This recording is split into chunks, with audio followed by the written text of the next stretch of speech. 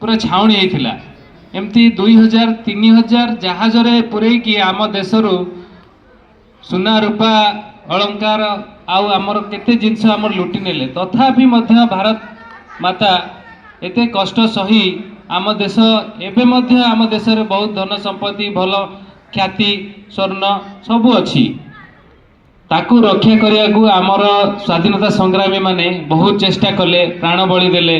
जयराज गुरु को मध्य फांसी दिया गला।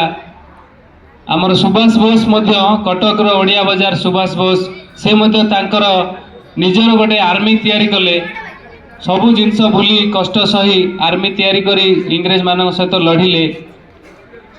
जहाँ महात्मा गांधी मध्य अहिंसा आंदोलन करी लवण सत्याग्रह करी केते कष्ट सही समस्त को एकाठ करी देश स्वाधीन हैला।